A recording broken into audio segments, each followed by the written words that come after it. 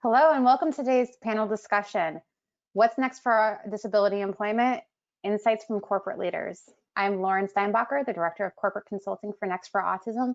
And in honor of the 75th anniversary of the National Disability Employment Awareness Month and the 30th anniversary of the Americans with Disabilities Act, Next for Autism has gathered 4 corporate leaders to discuss their disability and inclusion practices. This is the first time Next for Autism has welcomed such a great group of corporate clients and partners. So thank you so much for joining us. Next for Autism believes that employment is an important part of living a meaningful life. Before we get started, I would like to go over a couple of housekeeping items. During this panel, you will be able to hear us, but we will not be able to hear you. So if you have any questions or comments about this panel, please type it into the question box below. And in practice of using your question box, we would love to find out where you're from. So if you could just type in where you're located, we would greatly appreciate that. And while you're doing that, I'm going to go over another item.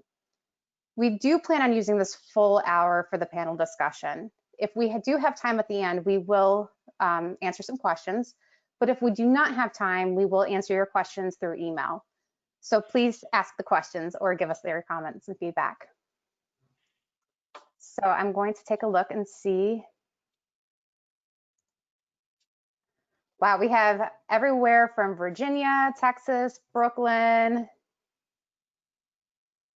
England, DC. We have people from all over. So thank you for writing that in. Now I'd like to introduce today's moderator, Randy Siegel.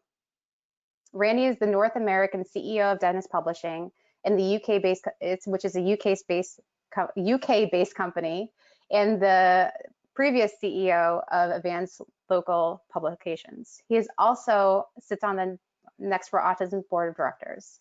So welcome, Randy. Thank you, Lauren. It's great to be here today, and thank you so much to everyone in the audience who's joining us, and special acknowledgement to our wonderful panelists today who are true leaders in this incredibly critical area. So I just want to mention one thing. Aside from my work in the media, I have a 23-year-old daughter whose greatest joy is going to her 2 jobs every week, and that she does so well at in spite of her different disabilities and medical challenges. So this is personal to me. And again, I'm totally honored to be here with Sarah, Jessica, Lee, and Julia, talk about the innovative work they're doing in their companies. And you'll see as we go through this that they each have unique approaches and different levels of experimentation, different definitions of success. And I think we should get right into it. So I'm going to do a quick intro, and then we'll get into what I hope will be a very informative and empowering discussion for all of us today. So thanks again for joining us. And again, it's a great privilege to be involved with Next for Autism. If you haven't been to their website, which many of you have been, nextforautism.org, you can read more about the work that these companies we're highlighting today are doing every day around diversity and inclusion. So let me start, Sarah, with you. Sarah Crump is a manager in the Office of Inclusive Engagement at Freddie Mac, based in Virginia, but a true nationally renowned institution. Sarah oversees the neurodiversity work at Freddie Mac, and they happen to be a Next for Autism client, so thanks for that, Sarah. The company started out doing a small internship program with 16 interns, all of whom eventually became full-time employees. But now Sarah's right in the middle of building a huge neurodiversity hiring program that includes all forms of neurodiversity in addition to autism. Sarah, thanks for being here today. Jessica Huhn from my home state of Ohio is the Director of Diversity and Inclusion at Cintas, another Next for Autism client, and a real progressive force in this area. I've had the privilege of getting to know some of Jessica's colleagues for an article I published recently on the Next for Autism website about the leading edge work Cintas is doing.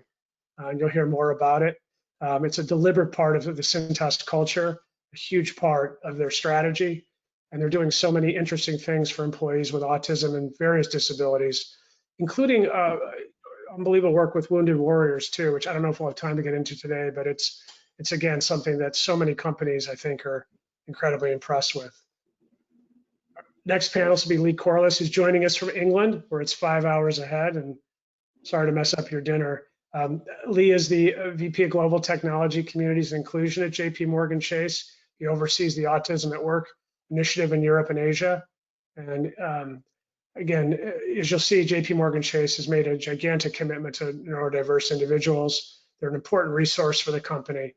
Again, we look forward, Lee, to hearing your story and bringing a bit of a global perspective to this issue. Last but not least, Julia Webb, neurodiversity specialist at White Fox Defense, which when you have time, you all should look it up. It's a real cool drone company, and maybe someday we'll all be flying around in White Fox drones instead of being stuck in traffic. But Julia's had a lifelong commitment to these issues. She supports talent with autism at White Fox, built a really interesting culture enabling all employees to thrive and in turn to allow the company to be successful. And she has this lifelong passion, as I said before, about the critical importance of neurodiversity in the workplace, and one that's built on a foundation of education and empathy. And again, you can read more about her work on the Next for Autism website as well. So let's get right to it. And Sarah, maybe I'll start off with you and then ask the other panelists to follow suit. If you could talk a bit about the disability program at Freddie Mac. What was the strategy when you started? How did things evolve? And maybe share with us some of your lessons learned along the way. Sure. Thank you, Randy. As Randy said, I do work in Freddie Mac's Office of Inclusive Engagement. I am responsible for identifying and bringing in new opportunities to increase diversity in both our workforce and our supplier pipelines. So Freddie Mac was actually an early adopter for engaging with individuals with autism. In 2012, we did start the Autism Internship Program, which was designed to match our business needs with the unique capabilities of individuals with autism. This would position us not only to reach out to a large pool of untapped talent, but also provide individuals with autism an opportunity to showcase their skills and gain corporate exposure. And then by reaching out to these young adults who obtain college degrees in fields such as computer science, business administration, and finance, we were actually able to successfully onboard 18 individuals through our program and then convert 9 interns into full-time positions within our IT, multifamily, and single-family divisions. So I actually took over the Autism Internship Program in 2017, and upon noticing some opportunity for improvement, I put our program on hold and actually joined the Autism at Work Employer Roundtable, which is a collection of cross-industry employers who lead recruitment and cultural development efforts for individuals with autism. So through them, I learned about other organizations and their great programs, and what I noticed the most was that these programs were based on a full-time work model. And given we had piloted our engagement with this pipeline via the Autism Internship Program and had a 50% higher rate, I believe that we had built the business case to transition our own program into a full-time implementation. So in 2019, I set about finding an organization that could help us address those key learnings that I took away from the former program. And I was actually fortunate enough to come across Next for Autism for our assessment and our training needs. And then through them, I also connected with Rangum, which is a workforce solutions company that specializes in integrating individuals with disabilities into the workforce to sort of help me source talent for our roles. So supplied with the training and the sourcing team, we kicked off our newly reworked and rebranded program. Neurodiversity at Work is what it's called. We kicked that off this past April. And despite the pandemic, we have had success with making 3 offers, and we currently have 10 individuals in our pipeline for current roles. And we've actually also facilitated Autism 101 training for over 160 hiring managers. So I would say that's the program itself, where we've come from, where we're going. And those key learnings that I mentioned before, there are 2. Obviously. One is you need buy-in, obviously from the top, but you also need it from the middle. So what I did is I pulled in our Chief Administration Officer, and I asked him to be our executive champion for this newly rebranded program. Given he had a personal connection and a passion, as his son is an individual with autism, he used his influence and he hosted a breakfast for the other senior officers of the company to bring awareness to what we were trying to do. And then he went a step further and he ensured that I had the audience of our CEO and senior operating committee to pitch my idea and gain that top-down support for the new program. Then I partnered with our talent acquisition team to help me broker introductions to VPs and directors and hiring managers out in the different business divisions to bring awareness of our program and to request that they source this pipeline for any upcoming opportunities in their space. Given that it's important to gain top-down support, some of us may be familiar with what we call the frozen middle, and that's those hiring managers that are actually responsible for making the hiring decisions. So my purpose with working closely with our talent advisors was for them to help me reach out to those hiring managers via their own directors and VPs, and essentially gain their support, and then have them direct their hiring managers to work with me specifically. And what I found with this approach was a consistent request to bring training and awareness to this pipeline and essentially address any questions or concerns the hiring managers may have about their teams and about working with an individual with autism. And then the second thing I would say that I learned from this is that you have to have a plan of action to assess an applicant's skill sets, which also includes their soft skills and what accommodations they may need to ensure that they have success within the role. And then you need to go a step further and plan beyond their first year of employment. It's important that you engage this pipeline in the same way you would a neurotypical hire, and you have a strategy in place to address their career growth outside of a program. So, Randy? Sorry, that's great, and thanks for kicking things off. And I think you'll hear a lot from our panel about that top-down buy-in and that organizational commitment cascading through an entire company, but why these efforts are so important. I know, I'll move over to Jessica. For those of you that don't know, Cintas, which is based in Cincinnati, is a publicly traded company, a huge company, a leader in branded uniform and facility services that employs 45,000 people pretty much around the world, at least on several continents. And these numbers, Jessica, before I turn it over to you to talk about your program, may be a little out of date, but I remember talking to one of your colleagues, and it's just a staggering commitment to this area. In 2019 alone, Cintas hired more than 700 employee partners with disabilities, again, in a single year. They've hired partners with disabilities in 110 cities where it does business. And they've given more than 1,000 Cintas corporate leaders extensive training on autism and disability awareness. Again, I think of that in the context of what Sarah shared too, that top-down buy-in. And they also, which I found fascinating, work with 2,000 community disability support professionals throughout their markets. And again, it's quite a story, and I appreciate you joining us and sharing a bit about what you've learned along the way and kind of an overview of your program, because I'm sure I could have gone on for 20 minutes about the work Cintas is doing in this area. Yeah, thank you, Randy. So I'll say first, none of that would be possible without our partnership with Next. So it's truly been, they have been a critical partner to us in the journey. And so just to sort of back up a little bit, traditionally, we're a relatively decentralized, I guess, company. 45,000 people work for Cintas, and our corporate office is in Cincinnati, Ohio, but most of our employee partners, we call our employees partners. So if I say partners, that's just our employees. Most of them work in an operations located somewhere throughout the US and Canada, and even globally in other areas. So for us, it was about traditionally knowing that there were operations out there that were really advanced on this journey of outreach to individuals with disabilities and employment opportunities, but we didn't have sort of a centralized, structured program. And so that's where really enter Next for Autism. And that's where we got started with that back in 2015, 2016. And so it started with our Next partners visiting a few of our Cintas operations and conducting training, and really trying to approach this on two phases and on two angles, right? Which is helping us with recruitment, because this is an important pipeline for talent. We're a big company and we hire a lot of people every year. So we need to find talent. We're always recruiting. And so it's recruiting and finding talent, but also creating the right environment so that when we bring individuals on board, they really feel included and feel a part of the team. And again, that was the dual purpose that Next for Autism has helped us so much with, is connecting us to that talent. And then again, what does the environment look like when that new partner comes on board? And so there's, you know, some recruiting is sort of a one-time event, right? Like we have job fairs, we have, well, now we don't have job fairs where people are traveling and seeing each other, but we're doing things virtually, right?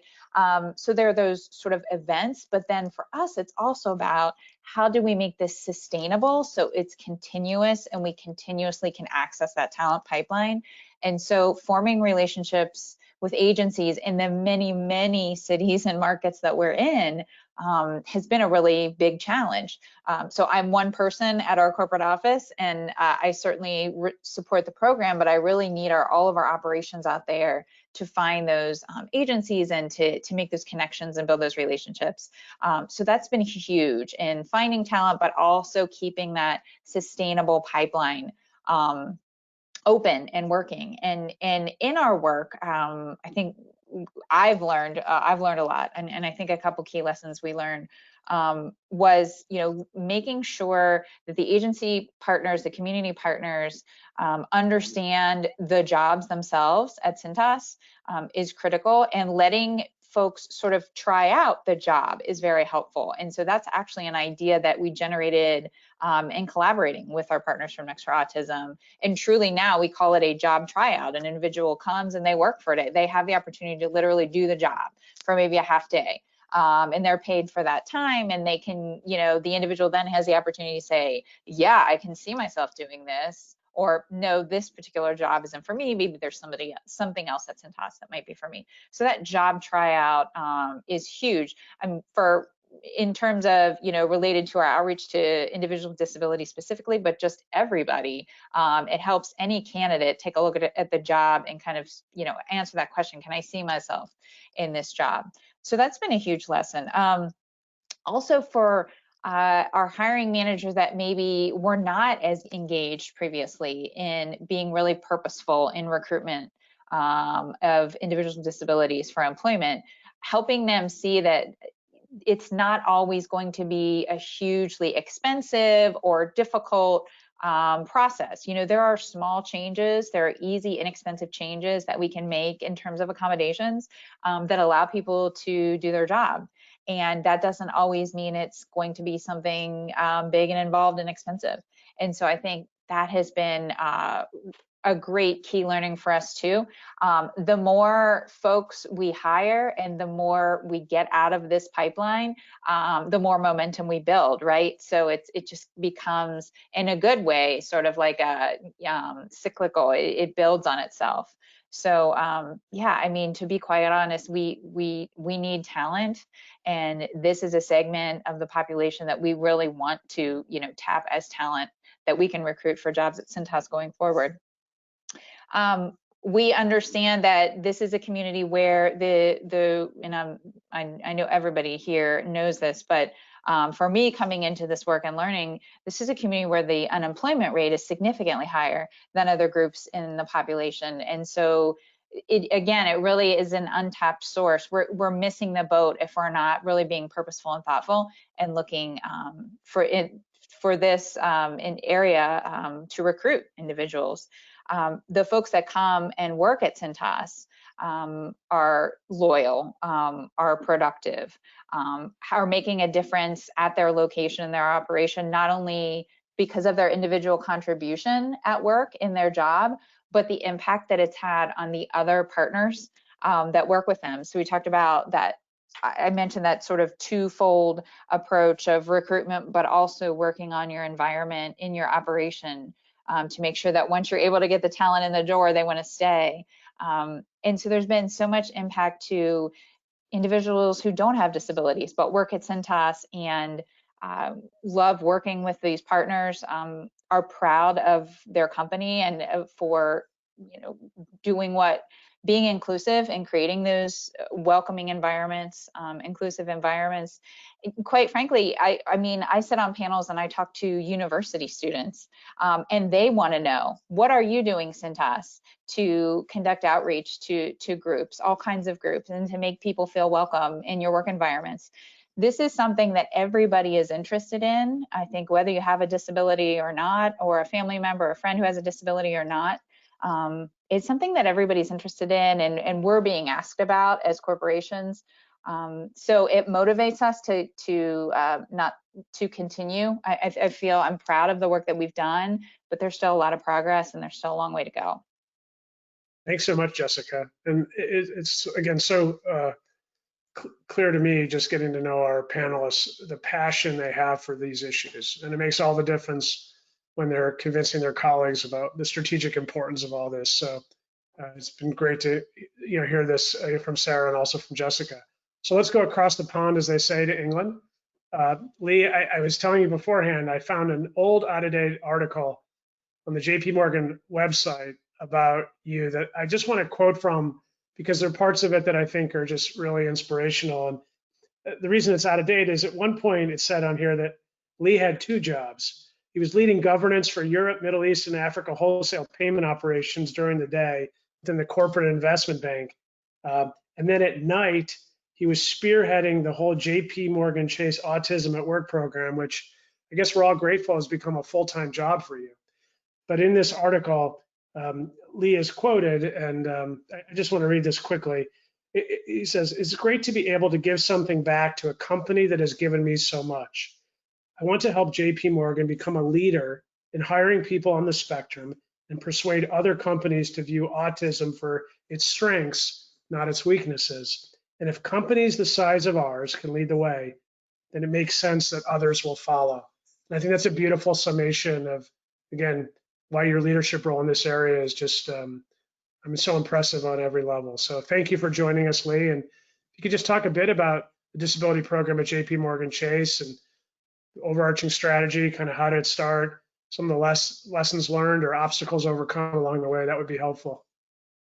Sure, and thank you for that introduction, Randy. First of all, let me do say I'm part of a great team that delivers this, and while I do lead and drive this in EMEA and Asia, I'm part of the global team that's headed up out of our Delaware office, and so greatly led now by Anthony Pasilio, who I know that a number of you know. And I'll talk about the history of the program in a moment and how that was started. Yes, I used to have 2 jobs, and the company has now supported me and seen the passion that I have for this line of work, and I now do this as part of my day job. But my day job is looking after global technology, diversity, and inclusion within the EMEA region, and also looking after our communities globally. Now, the Autism at Work program, the reason I'm so passionate about it is I'm always open and honest. So I am diagnosed on the spectrum myself. I'm Asperger's syndrome. That shows me my age. So you can, back when you could get a diagnosis for Asperger's syndrome. I've been diagnosed now 10, 12 years. And I'm also very passionate because I have a son who's just turned 18. So the work that I wanted to be involved in was ensuring that he and people of his age, knew that they had a future, knew that actually there was companies out there that saw the way that their brain functions, the way that they see the world, the way that they think about problems, is a unique perspective that companies do require. So our program has been now, I think we're in our 5th year, so 2015, we started as a pilot in Delaware under the great leadership then of James Mahoney, and James, who still leads the program and now wider diversity for the company in our technology division. We started small. We started with just bringing in 4 employees into a technology area. And we purposely started small, and I think if I sort of cross over into what are the great lessons learned is start small, make those steps, make it right. A lot of the hard work goes into getting the support networks right, getting the culture right, ensuring that when people come into the company, they come in to succeed. You're not setting anybody up to fail, and that goes for the division and the area that they're working in, so that the management have had training and know where the support is, and also colleagues have that same training. And always talk to the individuals as they come in. What support do they want? What do they want the wider population to know? So It's about treating everybody as an individual. And our program was extremely successful in those early years. And like I heard a colleague there mention, we helped form the Autism at Work Roundtable. So 6 large corporate companies helped set that up. We were great to be setting up that and supporting that. And that's grown and grown. And that's about sharing the good work that we do and how we go about setting up such a program with other companies. Because this isn't about just holding it into ourselves. This is a great talent pipeline. And again, if we talk about facts and figures, I think it's the same both sides of the pond, as you call it. Around 85% of people who can gain full-time employment who are diagnosed on the spectrum are unemployed or underemployed. Which is, the worst of most of, if we look across all of the disabilities, I think that's the worst statistic out there. And yet you will find that a lot of people within that number as well have great skill set. They have quite a high IQ, and what they lack is the social skills. And to get a job in the corporate world, you've got to go through a greatly social interviewed process that was, took the great part of anxieties that people on the spectrum have and really took that to the point that people just stopped applying for roles. So that's why you find a number of underemployed. They will take jobs that just isn't right for their skill set. So we started, like I say, started really small, and we wanted to grow within small business areas and small business pockets first of all, and wanted to prove the success. And we wanted to prove the success to the individuals so they gain the confidence that they can do the job, but equally getting that high level corporate buy-in, which we had very much from the start. So we have one of our leading operating committee members is one of our senior sponsors. That program now has really grown, and we are a rather large company. We employ around 260,000 people globally. We operate in the majority of the countries you can think of in some way, shape or form. So getting a program up and running and making sure that the processes and procedures are fit for all. And that's what we do with this program. A big lesson learned, I would say, for everybody, that if you find something that needs improving, don't just improve it for the people coming in on the spectrum, improve it for everybody. It means the process needs updating. It means that you need to improve it, so do it.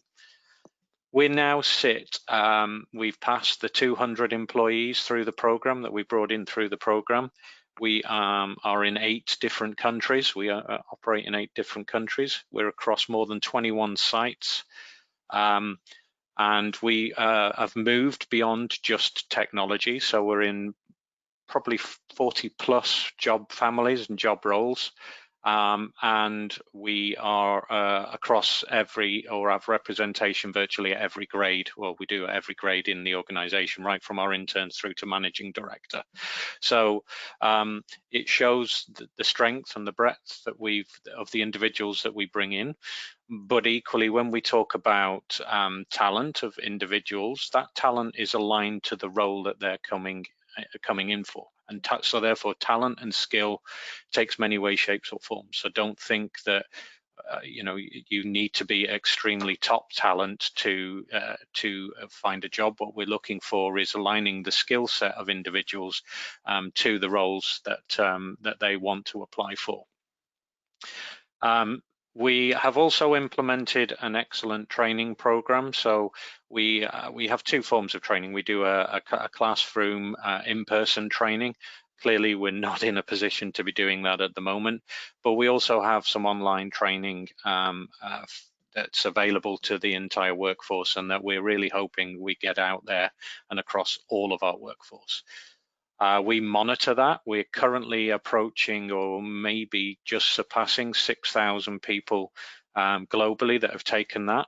If I think about what we did here in the UK, we started and we invested in a full day training course, bringing in many of our senior managers. So that's some of our MDs and seniors from that, and a lot of our line managers and middle grade managers. So last year we took around 1,200 managers through that in-classroom training. shows the commitment. If you've got senior leaders giving up a full day of their very busy lives to come in and want to learn more, want to understand the strengths of individuals on the spectrum, what that means for their business areas, and you know, and take that forward. So 6,000 is a good number, but we want to do more.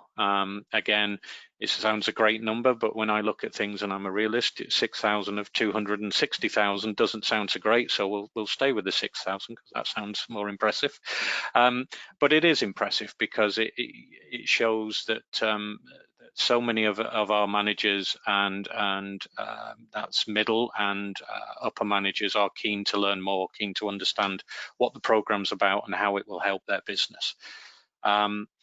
So we're in a good position now, and you know, we need to march on and do more. The other side of what we do is not just about bringing in individuals. We support the individuals that we have within the company. And a side effect of that training is managers going back into their teams and talking about what they've been through. And we've had a number of employees who have never disclosed to their manager or to the business before stepping up saying, I see the cultural change and I want to disclose because, you know, I feel I have some challenges, but I feel I can get the right support to overcome that. And that's what this is about, is how much can we help for people to bring their whole selves to work and their best self to work. Now, if you think about myself, you know, I have challenges every day, and I've spoken openly within the firm around, and it's a well-known term, that I mask. I try to fit in. I try to look, and I'm not going to do the air quotes, but I try to look normal. You know, let's start with what is normal. There isn't a normal. Everybody is different. So my normal is different to somebody else's normal. But I do all of the things within a corporate world to try and fit in. And we're looking at how do we make that easier for individuals. We're not about lowering the bar of what we do. We're not about lowering the bar on what we expect of our employees. What we do is remove the barriers so people can get over that bar themselves. So we remove the barriers to employment. We remove the barriers to the support once they're in. And another big lesson I think that we've definitely learned, and we pass that on to other individuals and other companies, is this is not expensive. When people think about making reasonable adjustments, it's not expensive. You can see I'm sat here in noise cancelling headphones. They don't cost a lot of money. And when I'm in the office, if it gets too overwhelming for me, I can put them over both ears. It has two effects. One, it shuts out the office, but two, people think I'm on the phone and tend to leave me alone anyway. So that's great. But the other things, you know, I have a fixed desk where we have, you know, high performing workspace. The desk is there anyway. To assign it to me doesn't cost the company anything. So all of these things is just breaking down the myth to other companies that, you know, it doesn't cost a lot. The benefits that you get are high, and we'll talk about those a little bit later. And, you know, and this, as everybody has said, this isn't about, it's never been about a charity play. This is about, there is real talent out there that's been overlooked by a lot of companies, and it's how do we all utilize and find that talent and bring it into our companies. So the final part of what we do as within our program is actually spend the time working with other companies and supporting other companies and sharing best practice. We're out there all the time. We're out talking to as many companies as we can. We offer our support, we offer our guidance, we offer the knowledge that we've had over the years. And hopefully more and more companies will start to pick up the challenge and start to see the real talent. And then together we start to change that 85%, because truly, you know, that is not a great figure to be at. And I want my son to have the future that he wants, and equally I want to smooth the path for other individuals to follow behind me. You know, it's been a challenge for me to reach the grades that I've reached and the roles that I've reached, and some of those challenges, or quite a lot of those challenges, have been because of my my autism. But I would love to have started my career again in the world that we live in now, because I think I would be a little bit further up the line now. So it's great that other companies are on here talking about programs and that we're all involved. Hey, thank you so much, and for sharing your personal story as well as the multifaceted strategy for Jpmorgan Chase. And I'm glad you brought up that point about charity. I think we all know progressive companies on these issues have a huge competitive advantage in terms of talent recruitment, talent retention, culture development, and it's a huge business strategy, not something people are just doing because they're thinking of like, oh, wouldn't it be nice if? So I think it's a great point you brought up, and I know others on the panel echo that as well. So last but not least, I want to go over to Julia. And I assume many people in the audience today are on LinkedIn. It's great for networking, and I found it fascinating. Instead of writing about White Fox Defense on her LinkedIn page and talking about drone technology and airspace security and all the cool things she probably knows about so many different things, Julia wrote that her mission is working to create adaptive and open-minded work environments where neurodiverse employees can thrive. Which I thought is brilliant and succinct and gets to the heart of who you are as an executive. Please share your story. Tell us a bit about how you got into this and what White Fox is doing in this area. Yeah, thanks, Randy. So White Fox is a counter drone company, and we create technology that protects the skies and those below us. And we've raised over 25 million, and it's really positioned us as a global leader in this industry. And it can really just be contributed to our neurodiverse culture. So our second employee, he's on the spectrum, and he was hired to help create this technology. And his interview process actually was him coming in and our CEO giving him a drone, which they hadn't been able to hack for months. And this engineer took it, and a few hours later, he emerged from the room and he said, "Okay, I'm done." And the CEO was like, "Oh, that's okay. We'll call you later." And he's like, "No, I hacked it." And he's like, "You hacked it? What do you mean?" And he's like, "Yeah, I'm done." And the CEO was like, "Okay, well, we'll see you tomorrow, I guess." And that was like kind of the foundation of how we started. And so he then started working out of his house, which we called the lab. And after a while, they kind of realized that they needed someone to manage the lab. So I became the lab manager, and I was called and hired and brought over based on my background and my specialization in autism. And the first day I was there at 9 p.m. because he was ready to start his work day because his schedule was just, when he was ready to go, he just went. And so I knew as soon as I got there that, okay, we have to implement structure. We have to implement some kind of routine so we can expand as a business, because this would not be sustainable otherwise. So the next day we came up with weekly meetings and daily check-ins and points in his schedule that he knew he had to be there for, so that he had to sleep the night before because he had to be awake for his engineering meeting at 9 a.m. And so we kind of grew and expand that way. And I took the opportunity of us moving into an office for him to transition from his lab into an office environment. And so he had to come into work every day. He had to get himself ready, drive there. During this time, I also became part-time employed as a job coach with a local resource in the community, so I could stay up to date on trainings and the best how-tos with job coaching. And when we finally got integrated into the office, I was there daily, so now I could work with all of our other neurodiverse individuals who I didn't need to be so one-on-one with, but I still needed to help job coach. And being there, I also realized it wasn't necessarily about our neurodiverse individuals, it was about our management and our executive team. So I did daily educational trainings and talking to, and just really opening up the discussion and opening up the floor to be honest and direct with people. And that was always the approach we took, is if you weren't sure about something or you didn't know how to go about this issue, just be direct and honest about it. Just ask. Everyone wants to be heard and everyone wants to be understood. So we were lucky enough to be small, where we could all really have a really nice open environment to talk and be there with each other. A lesson that we had learned during this was we were still, again, we were a startup then and still kind of figuring out how are we going to be as a business? How are we going to work on our day-to-days and whatnot? What are meetings going to look like? And so we started doing meetings. And one story is one of our neurodiverse individuals didn't like to be in meetings that he necessarily wasn't engaging in, because his mind would go off onto all the other work that he wanted to do. And so we didn't want to hinder that.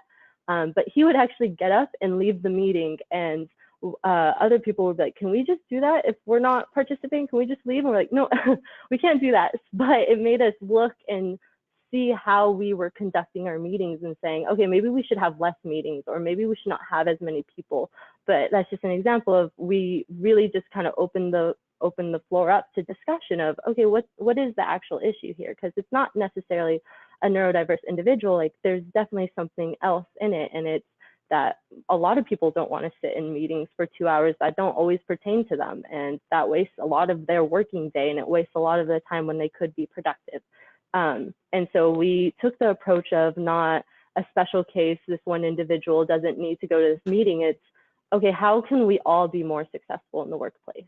And so as our company is growing and expanding, we're just learning every day how to continue that environment and continue being open-minded and continue being adaptive. It's really fun to walk around our office because we give a lot of creativity and openness to how people want their desks to be. So you'll see people with poster board above their cubicles because they want a full enclosure, or one of our individuals has a partition he uses as a fourth wall, so he's completely enclosed. One group of people wanted more of an open space, so we gave them just a layout and a bunch of tables and just let them do what they wanted to do with it. And so whenever we onboard people, we learned that it's really important to be upfront with who we are, just deep down, because it is different and it's not what you expect normally in a business. And as we grow older, that's been, not as we grow older, as we get bigger, that's what we've learned is we need to expand, and we need to become more like a business and a bigger company, but we need to be able to do that in a way that people are educated and they learn this empathy that then they can take into their outside lives. A really good story of that is we had an individual who, she's been a working professional for 30 plus years, and she came into this company and she got to know all the individuals here, as we all like to. And she has a grandson now who is on the spectrum. And instead of looking at it like she said she would have looked at it like, oh man, like I'm not sure what his future is going to look like. She's so excited whenever he gets interested in something, or whenever he wants to do a certain project. It's like, oh, is this going to be what he loves doing? Is this kind of his future? Like, let's see what we can engage him in. And it's completely changed her perspective of, I'm afraid of the future for my grandson, into I'm so excited for what he can do. And that's really the goal of what we want to do here. Julia, that's great. And thanks for being a part of this. And I think your presence on this panel is a reminder, and I see this getting to know Lauren and her talented corporate employment consulting team at Next for Autism, but you hear it loud and clear from all our panelists. Companies of all sizes in all industries can do this work and benefit from it accordingly. And I think it's just something we all need to keep in the back of our minds as we think about the future of all this, which I guess leads to my next question to the panel. And I'm not sure who'd like to answer this first, but how do you see this whole area evolving over the next couple of years? Obviously, as Lauren said, we've got some big milestones here with the ADA, and that we're all very cognizant of, but it's also the 75th anniversary of National Disability Employment Awareness Month. But think in a year or two out, what do you see as the next big thing in this area? I think we'd probably be remiss if we didn't talk about more what would be considered the positive aspect of this pandemic. I mean, one, you have the strides that we've made in technology over the years, which has only advanced now because of this current need for us to work remotely, right? So for me, I have a very positive outlook on where we could potentially go with disability hiring, and ensuring that our employees do feel safe and that they're comfortable doing their jobs and contributing, to our company's innovation. given that we've proven that we can work just as productively remotely and on the largest scale possible, and that a lot of companies have had to adjust to a fully remote workforce, I feel like, opportunities have expanded exponentially. Companies and their leaders will have limited reasons to deny access to employees who may need accommodations to work productively, because we've just had to go through adjusting to all kinds of accommodations for all of our employees this past 7 months. So, in the case of Freddie Mac, with us going fully remote, and I mean, I'm talking about moving a trading floor to fully remote, we have found limited consequence, and it's a refreshing reality, really, because remote works for everyone. I think that's very, very true. I think if we look at how employment's going to change for everybody, there's going to be greater opportunity for the remote working. And again, if you think about people on the spectrum, that's going to suit a good proportion of people on the spectrum, but equally, another lesson learned, people on the spectrum do enjoy going into an office and having steady routine and structure. So there's going to be that a bit more flexibility going forward. And I think the way to look at this, the whole, for us going forward, the way we're working to what we're working towards is, as we look at all of our processes, our procedures, our hiring practices, our support, this is about, in the future, potentially, removing myself as a job in what I do, because it just is part of our hiring DNA. We shouldn't be talking about separate programs for anything else, because we hire people for what they can bring to the company, and we're not looking at them because they may have a disability or any other difference. It's what are you going to bring to this company? You bring something great. We have the process to bring every individual in, and I think remote working is going to bring that along a little bit quicker, I feel. Thanks, Lee. Julia, Jessica, anything you wanted to add on this? Yeah, I'll just offer probably a little bit different perspective. For Cintas, I mentioned that we've got a whole bunch of operations scattered all over, and a lot of those jobs are essential jobs that have to be done in the operation, right? Hanging the pants and shirts, laundering the pants and shirts, filling the first aid cabinets at our customer sites. We have to have partners who are customer facing and doing those essential functions go to work. So how do we continue to make those operations, first of all, safe, right? Because the number one issue since this pandemic has started is, how do we keep folks safe and healthy? But also continue to make the environment as engaging and inclusive as possible.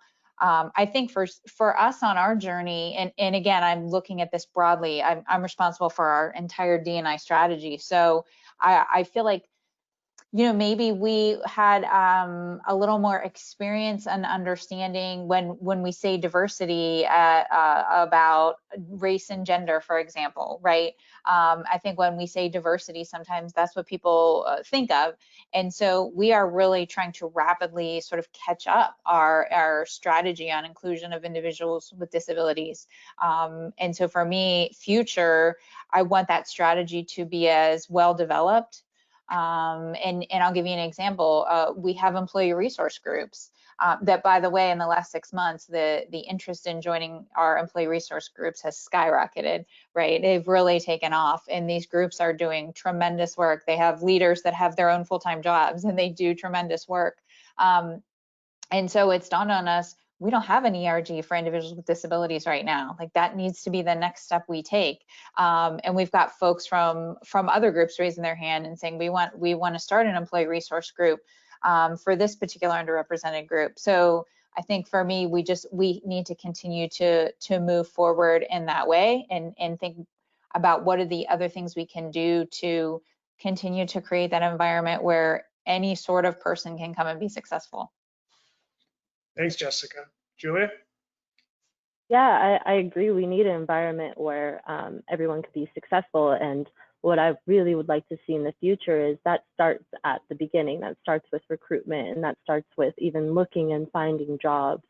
And I would love to see where instead of having discussions about these disability programs or neurodiversity programs, it's just innate in how companies look for potential talent. And it's not necessarily it would be great for it to not necessarily be a discussion anymore. It's just a part of the human experience and who we are, because the diversity is where innovation comes from, and we need it to continue to succeed. Couldn't agree more. So I guess last question for the panel. Thank you guys for being so tremendous and terrific with your insights and stories today. But we do have a lot of job seekers and people in the midst of their job searches in the audience today. And I didn't know if you had any specific advice for them as they go through this process. Quite happy to start. I think for me, it's taking a look at your resume to start off with, and putting all of your strengths down, putting all of what you enjoy to do.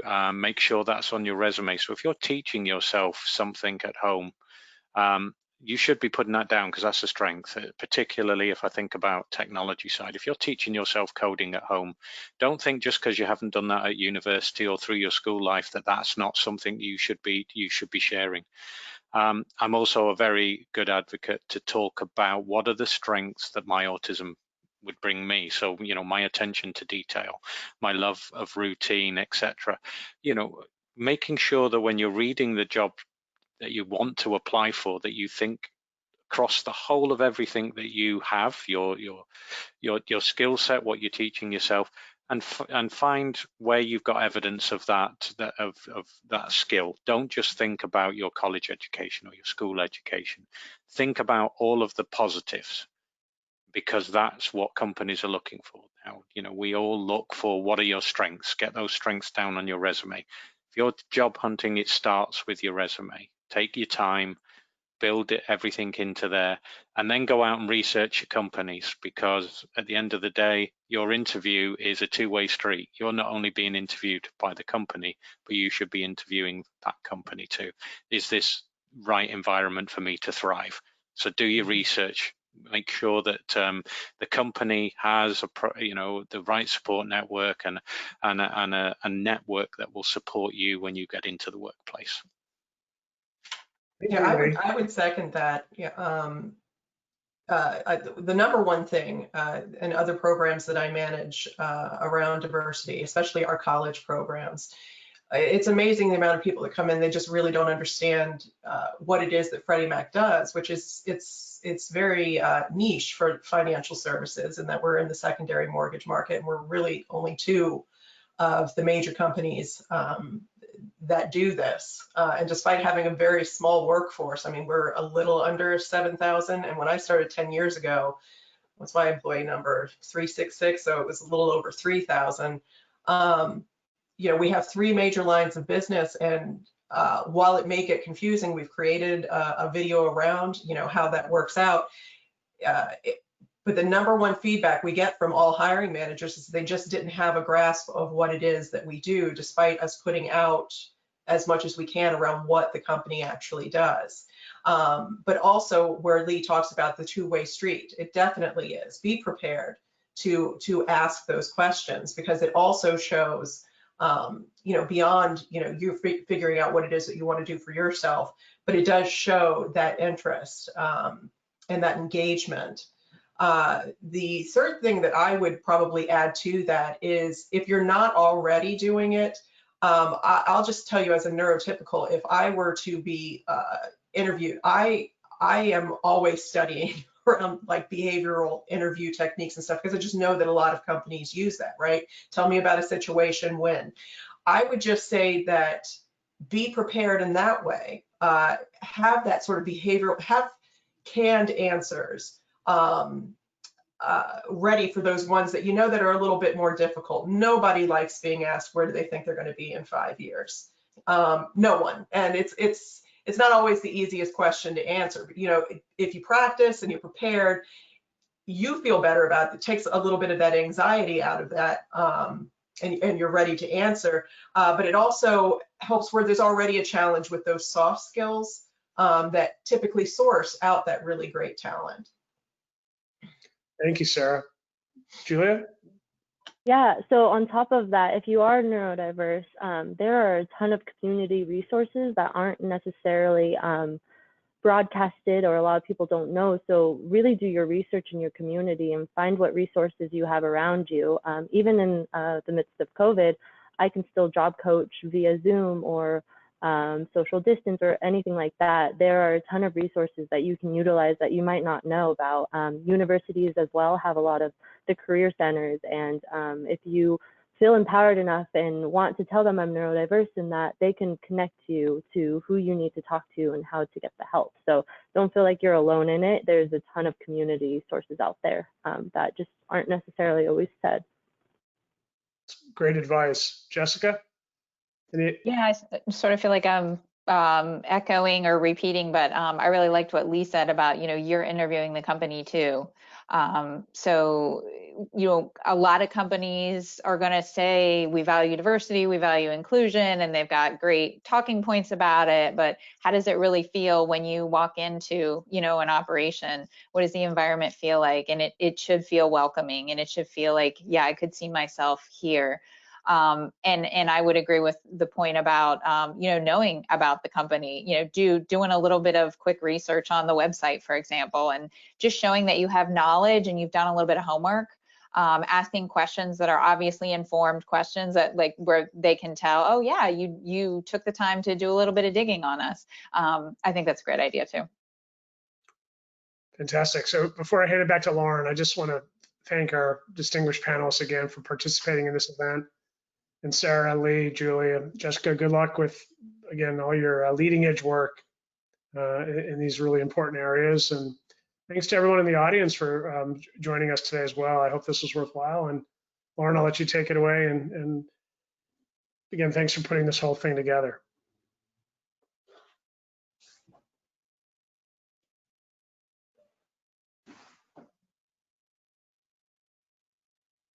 Lauren, I believe you're on mute.